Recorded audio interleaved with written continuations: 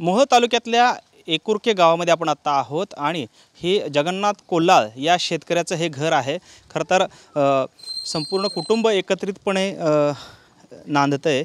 मात्र आपण जर याची अवस्था पाहिली तर हे घर जे आहे ते पूर्णतः पाण्यामध्ये होतं, पुराच्या पाण्यात। आणि त्यामुळे या घरातले सर्व जवळपास 7 खोल्या ज्या आहेत बेडरूम्स ते पूर्णतः पाण्याखाली होते। आणि आपण जर ही अवस्था पाहिली तर लाखो रुपयांचं फर्निचर जे आहे ते पूर्णतः पाण्यामध्ये आता मातीमोल झालेलं आहे।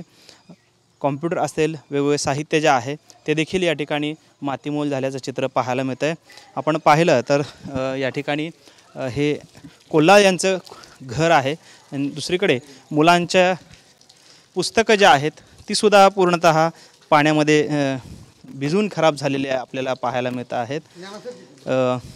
दुसरी गोष्ट म्हणजे या बाजूला बघितलं हे पिठाची गिरणी आहे, गिरणीसुद्धा पूर्णतः पाण्यात भिजून खराब झालेली आहे। आपण जर का पाहिलं तर ह्या घराचा जर अंदाज घेतला तर अद्यापही या पाण्याचे वन जे आहेत ते इथं पाहायला मिळतात। जवळपास 7 ते 8 फूट उंच पाणी या घरामध्ये पूर्णतः शिरलेलं होतं। आपल्यासोबत हे शेतकरी आहेत। मामा, काय परिस्थिती होती, काय परिस्थिती ओढवली तुमच्या या संपूर्ण कुटुंबावर? सकाळवारी मी गोवर्धन दिगंबर कोल्हाळ बोलतोय। आम्ही दोघं भाऊ, 20-22 माणसाचं कुटुंब आहे माझं। सर्व काय पाण्यात गेले, माझा अख्खा उतारा सर पाण्यात आहे। जमिनीचा एकही तुकडा राहिला नाही की असं की त्या भागात पाणी नाही गेलं। किंवा माझ्या घरची समजा ऊसाचं नुकसान, पेरूचं नुकसान, 2 ते 2.5 लाख फार्म बसवलेला पुरा पेरू गेला पाण्यात। टमाटा गेला माझा 4 एकर, अधिक बेड, मुलाचे जी घरातले उपयुक्त वस्तू आहेत ती पुऱ्या पाण्यात गेलेल्या। त्या लहान मुलाचं दप्तर सुद्धा शाळेत जायला त्यांना राहिलं नाही। ज्वारीच्या 2 टिपी फुटल्या, ज्वारी खायची पंचायत आहे सर। आणि एवढं संकट वाढवलंय आमच्या कुटुंबावरती किंवा गावावरती, पूर्ण मोठं संकट वाढवलंय। खूप कष्टाने तुम्ही खरं तर हे पिकवलेलं आहे, कमवलेलं आहे, मात्र आज हे सगळं मातीमोल झालेलं आहे। हे आम्ही कष्टाने पिकवलेलं, हे काय आमचं शेतकरी म्हणलं की आम्ही समजा खायचं प्यायचं कष्टाने पिकवलेलं आहे सर। गाई वासरं ही त्याच्यावर आम्ही जीवापाड प्रेम करून रात्री बाहेर नेली, पण गाईला कशाला हानी होऊ दिली नाही आम्ही समजायला। माझं मुलासनीचं बेड गेलं, समजा गेलं, घरातला प्रपंच उद्ध्वस्त झाला समजा।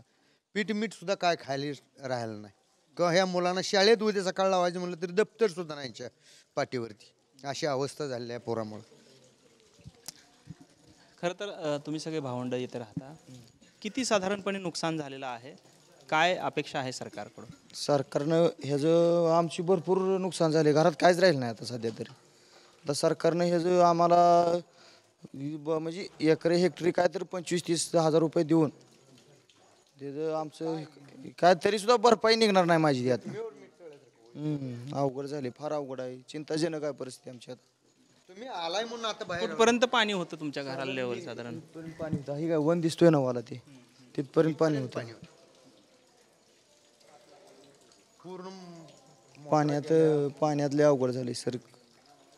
मावशी, काय परिस्थिती होती, कसं परिस्थिती होती पाणी आलं त्यावेळेस? काय आम्ही इथं पाणी लागल्यावर गेला हाय असं येत नाही म्हणून आम्ही गेला आम्ही हाय असं गेला। आता पहिले एकदा आलं तर आता एवढं येणार नाही वाटलं होतं, पण आता विश्वासावर बसला, काहीच राहिलं नाही घरात। पीठ मीठ तिकट ती तर गेलं, ज्वारी गेली ती जाऊ द्या, पण 50 एकर जमिनीचं आमचं वाटोळं झालंय।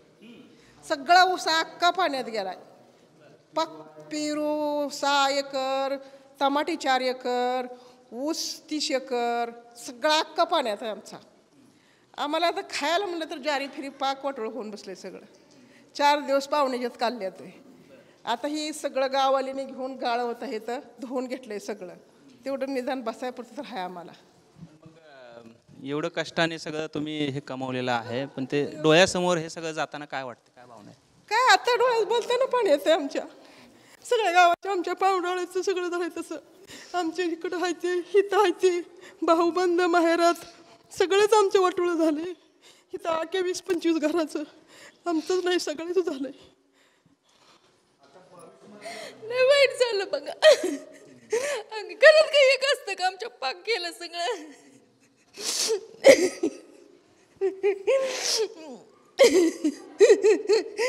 ते पूर आला त्या दिवशी लय वाईट होती।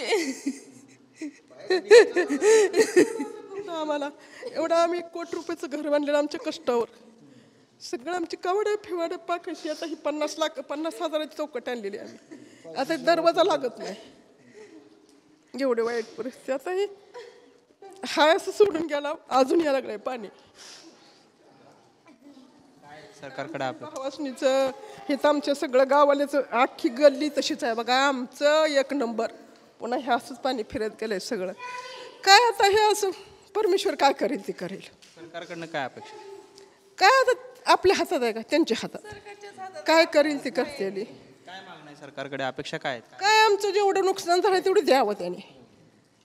आमच्यात 25 माणसं आहे ती. माझ्या भावाच्यात 25 आहे ती.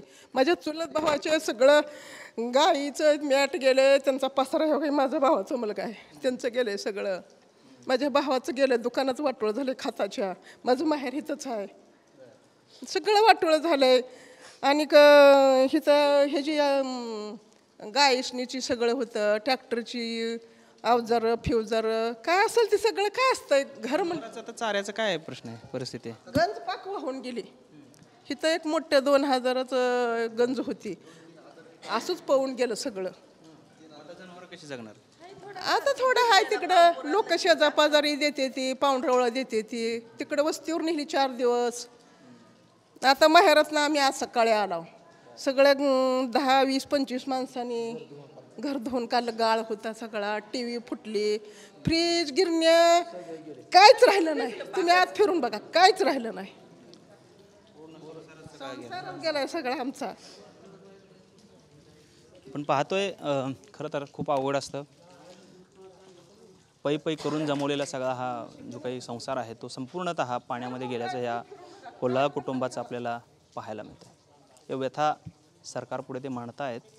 त्यांना मदत मिळणार का हाच खरा सवाल आहे. कॅमेरामन विनोद मुनाबादकर सह सागर सुरवसे, TV9 मराठी, एकुर्के, मोहोळ, सोलापूर.